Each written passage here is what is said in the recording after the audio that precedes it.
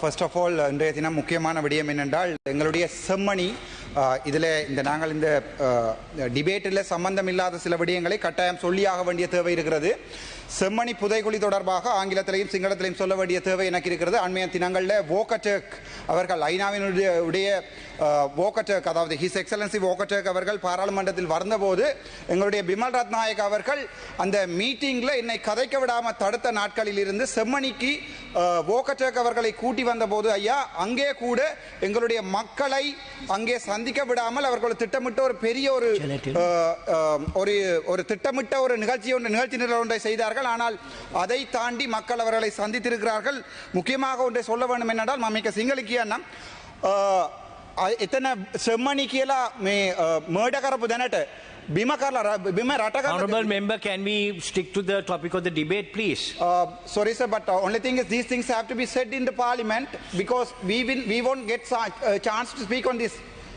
So therefore I should definitely tell this because you are constraining only me, not others.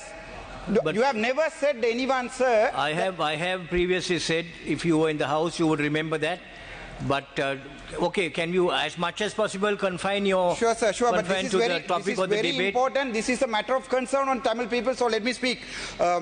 ඒ මිනිස්සුව යට කරලා තියෙනවා. දැන් ඊයේ යට කරලා මේ ස්කෙලිටන් එකක් ගත්තා අවුරුදු 6 ළමයාගේ යුනිසෙෆ් බෑග් එක්ක තියෙන ස්කෙලිටන් එකක්. එතකොට හිතලා බලන්න අවුරුදු 6 ළමයයි අවුරුදු මාස 3 ළමයක් එතන යට කරලා තියෙනවා කියන අඩි 3ක් යට කරලා තියෙනවා. දැනට ස්කෙලිටන් 33ක් විතර ඒගොල්ලෝ හාරලා තියෙනවා. එතකොට අපි ඉල්ලන්නේ දැන් අපි මේ බටලාන්දුගෙන ඉන්ක්වයරි එකක් කරන්න පුළුවන් නම් බටලාන්දුගෙන කවුරු හරි ඇතුළේ අරන් දාන්න පුළුවන් නම් අපි කියන්නේ අපි රණවුරුවව ගර කරනවා.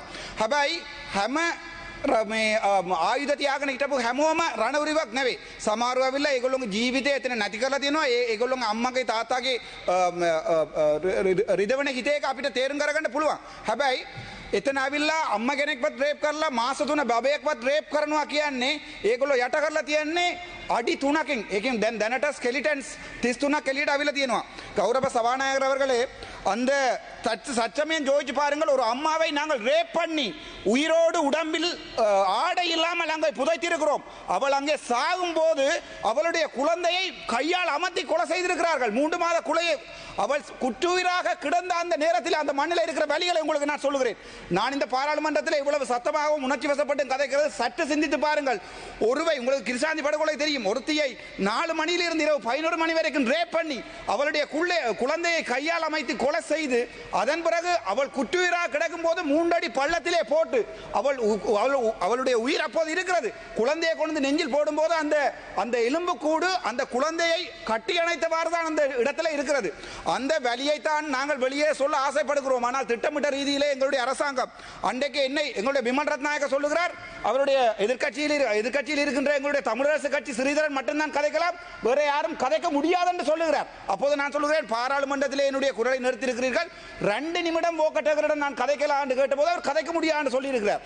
ஆனால் நான் கதைத்திருக்கிறேன். அதன் பிறகு செம்மணிக்கு கூட்டி சென்ற போது செம்மணியிலே அங்கிருந்து அவரை வெளியேற்றுவதற்காக வாகனம் தயார் செய்யப்பட்டிருக்கிறது. நான் போய் கதைத்து ஐயா 15000 மக்கள் அங்கே அழுகிறார்கள் வந்து பாருங்கள் என்று சொன்ன போதுதான் அங்கே அவர்களை கூட்டி வந்து காட்டக்கூடிய நிலைமை எங்களுக்கு இருந்தது. என்ன கவலை என்றால் எங்களுடைய அமைச்சர் சந்திரசேகர் அன்றைக்கு செருப்பு இல்லாமல் ஓடினார். அவருடைய செருப்பு என்னுடைய காரில் இப்பவும் இருக்கிறது, சப்பாது வந்து எடுத்துக்கொள்ளலாம். இந்த பாராளுமன்றத்தில் ராமநாதன் அர்ச்சுனாவை தமிழ் மக்கள் அடித்து விரட்டுவார்கள் என்று சொன்ன அதே சந்திரசேகர் அதே ரஜீவன் அவர்கள் 2 பேரையும் செருப்புகள் இல்லாமல் சப்பாத்துகள் இல்லாமல் தமிழ் மண் அடித்து திலத்தி இருக்கிறார் என்றால் மனதில் இருக்கிற வலி, எங்களுடைய வலிகளை புரிந்து கொள்ளுங்கள். அரசியல் செய்வது மிகவும் இலக்கு ஐயா. ஏனென்றால் எங்களுடைய வலிகளை புரிந்து கொள்ளுங்கள் என்றுதான் மக்கள் கேட்கிறார்களே ஒழிய எங்களை நாங்கள் ஒரு அரசியல் கட்சியாகவோ நாடு 2ஆக பிளக்க வேண்டும் என்றோ இந்த தேவை தமிழ் மக்களுக்கு இல்லை. මසිංහල කියන අපේ දෙමළ ජනතාවට කවදාවත් එහෙම එක්ස්පෙක්ටේෂන් එකක් නැහැ මේ රට දෙකට බෙදන්න ඕන කියලා. අපි ඉල්ලන්නේ අපේ දැන් රණවිරුවෝ කියලා 99ක් 98ක් කියනකොට පර්සන්ටේජ් දෙකක් අවිල්ලා එතනින් රේප් කරලා තියෙනවා නම් එතනින් මිනි මරලා තියෙනවා නම් ඒ කට්ටිය විතරයි අපි නඩුවට ගේන්න ඕනේ කියලා ඉල්ලන්නේ. අපි කියන්නේ හැම දැන් නාමල් රාජපක්ෂ මගේ යාළුවා කියලා කියපේකට ඒගොල්ලෝ කියනවා නාමල් රාජපක්ෂ මගේ යාළුවා කියලා. ඔව් එයා මගේ පොලිටිකල් යාළුවා. මට මෙතනින් කතා කරන්න නැතුව යන්න බෑ. හැබැයි දවසට කාලයකට අපේ දෙමළ මිනිස්සුවකට මරපේකට එයාගේ තාත්තා වගකීම කියන්න ඕනේ. එයා යුද්ධ කරුවා කොටිය දිනුවා ඒක කිසි අවුලක් නැහැ. ඒක එයාගේ එයාගේ පොලිටිකක් එයා වෙන්න ඕනේ එයා කතා කරන්න ඕනේ එයාගේ සිංහල මිනිසුන්ගේ පැත්තට මම කතා කරන්නේ මගේ දමළ මිනිසුන්ගේ පැත්තට මට කවදාවත් කතා කරන්න බෑ දමළස් මිනිස්සු මට හා කියන්න ඕනේ ආදරය කරන්න ඕනේ කියලා කතා කරන්න බෑ සිංහල මිනිස්සු ආදරය කියන්න ඕනේ කියලා කතා කරන්න බෑ මට කතා කරන්න පුළුවන් ඇද්ද සිද්ධිය මොකද්ද උනේ කියලා එතකොට එතන ස්කෙලිටන් 33ක් තියෙනවා කියන හිතලා බලන්න මේ මගෙන් ඉස්සරහා ඇමති කෙනෙක් කියනවා මේ කවුද හර්ෂණ නාණයකාර ඇමති කෙනෙක් කියනවා ඒවා හියසේ එයා කියන්නේ ඒවා මිනිස්සු කතා කරපු දේවල් හිතලා බලන්නකෝ කොහෙවරි දැනට මිනිසුන්ගේ බොඩි එකක් 33ක් එක දැනට වල කරන්න පුළුවන් කියන්නේ ඒවා හියසේ එකක් නෙවෙයි ඒවා ඇද්ද සිද්ධ ඒවා අපි සාක්ෂි මගේ තාතාත් මේක නැති වෙලා තියෙනවා මගේ තාතවත් එක කරගෙන ගිහලා නැති කරලා තියෙනවා එතකොට ඒක අපිට අනිවාර්යෙන් කියන්න කැමැති තව එකක් කියන්න කැමැති ඔර 323 කන්ටේනර් ගැන කතා කරා මම මේක පැහැදිලිම කියන්නම් මේක මට නඩුවක් දාලා දෙනවා මාව අයින් කරන්න කියලා Honorable Ramanathan, you have 2 more minutes. Thank you sir මාව අයින් කරන්න කියලා නඩුවක් දාලා තියෙනවා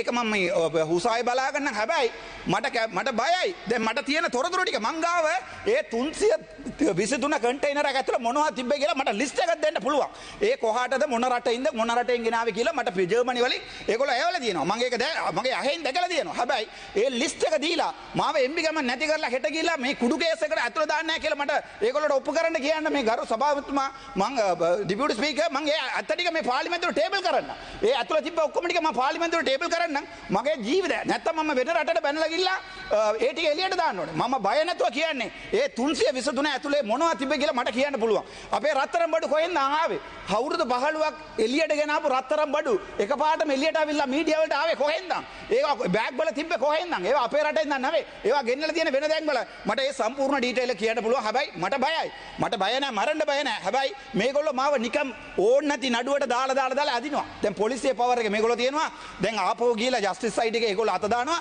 එතකොට මන්ත්‍රීකමක් අයින් කරලා මෙයා මේගොල්ලෝ කරන්න හදන්නේ මේ ඇත්ත ටික එළියට කියන්නේ එක්කෙනෙක් කට වහන්න පුළුවන් CID කදවන ගිහලා මට පාර්ලිමේන්තුව ඇතුලේ කතා කරපු එකට අහනවා මේ ඔබතුමාට උත්තර දෙන්න මං කිව්වා මේක ඔයා ගිහලා පාර්ලිමේන්තු ප්‍රිවිලේජ් ඇක්ට් එක කියවලා බලන්න මට ඇතුලේ කියපු එකට එළියට මේවා දෙන්න ඕනේ නැහැ කියලා. එතකොට දිලීප් ජයවීර අයියා කතා කරා කියලා තව MP කෙනෙක් කතා කරා කියලා ඒක ගැන අහනවා. ඒක මේ ස්පීකර්ට ලියුමක් දුන්නා නම් මගේ පාර්ලිමේන්තු ප්‍රිවිලේජ් ඇක්ට් එක Honorable Ramanathan, your time is up. Sure sir, I will finish. පාර්ලිමේන්තු ඇක්ට් එක තියෙනවා මගේ රයිට් එක බ්‍රීච් කරා කියලා පාර්ලිමේන්තු ස්පීකර් මට ලියුමක් දෙනවා ඒක කොහෙවත් ලියවිලා නැහැ 323 කන්ටේනර් ගැන අතුල කතා කරලා කියලා. එතකොට මට දුකයි තවත් කියන්න බැරි වෙනවා මේ අපේ ගාව තියෙන තොරතුරු. ඒවා කිව්වොත් ඔයගොල්ලෝ 159 මාව නිකන් ඉන්න දෙන්නේ නැහැ. ඒ නිසා මට ඒක කියන්න බැරි වෙලා මගේ කට වහලා තියෙන කියලා මම වාඩි වෙනවා. thank you.